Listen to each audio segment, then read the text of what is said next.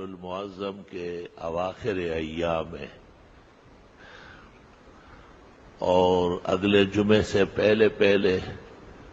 رمضان شریف کا مہینہ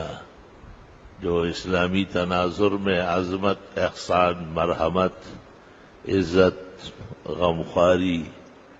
اللہ کی عبادت اور طاعات کا مہینہ ہے، وہ شروع ہو جائے گا۔ جناب رسول اللہ صلی اللہ علیہ وسلم نے شعبان کے کسی آخری تاریخ میں صحابہ کو ایک طویل خطاب فرمایا ہے، اس حدیث کے کچھ حصے بھی پیش کیے ہیں۔ رمضان المبارک کا مہینہ تو محترم ہے، یہ شہر رمضان الذی انزل فیہ القرآن ھدی للناس وبینات من الھدی والفرقان فمن شہد منکم الشہر فلیصم ومن کان مریضا او علی سفر فعدۃ من ایام اخر یرید اللہ بکم اليسر ولا یرید بکم العسر وَلِتُكْمِلُوا الْعِدَّةَ وَلِتُكَبِّرُوا اللَّهَ عَلَى مَا هَدَاكُمْ وَلَعَلَّكُمْ تَشْكُرُونَ۔ رمضان شریف کی راتیں بھی محترم ہیں کیونکہ لیلۃ القدر ان میں متوقع ہے، اور دن تو نور اور سرور ہے، یاد الہی میں اور خوف خدا میں دین کے ایک عظیم امر اور حکم جو فرضیت صوم کا ہے اس کی تعمیل کی جاتی ہے، اس کو بجا لایا جاتا ہے۔ سال کے 11 مہینوں میں کوئی روزہ فرض واجب نہیں ہے، انسانوں کو حلال طریقے سے، آداب سے کھانے پینے کی اجازت ہے،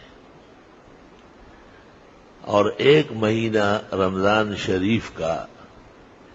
اللہ تعالیٰ نے عبادات کے لیے اور انسانی صحت کے لیے اور اس کے اجر و ثواب اور درجات کے لیے مختص فرمایا ہے۔ گزشتہ امتوں میں روزہ تو فرض رہا ہے، ہر مہینے کی 13، 14، 15 تاریخ ایام 20 کے روزے فرض رہے،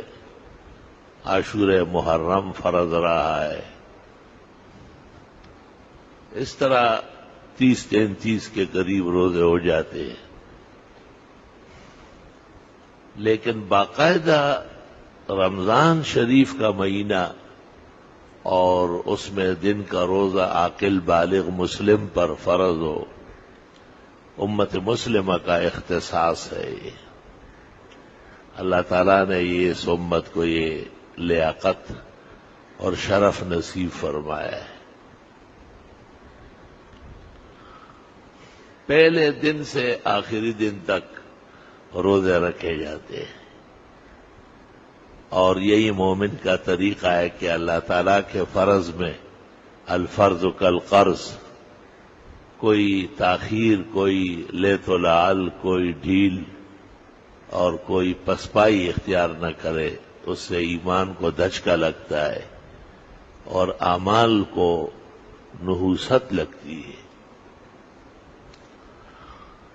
اللہ تعالیٰ کل عالم کے مسلمانوں کو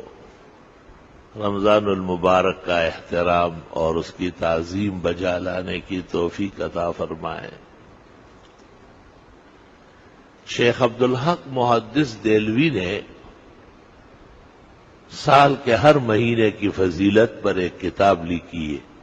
ما ثبت بالسنہ لاشہر السنہ، اور اس میں یہ حدیث بھی نقل کی ہے کہ شہر جعل اللہ صیامہ فریضۃ وقیام لیلہ تطوعا، اس مہینے کا روزہ بھی اللہ تعالیٰ نے فرض فرمایا ہے، اور رمضان شریف میں جو خاص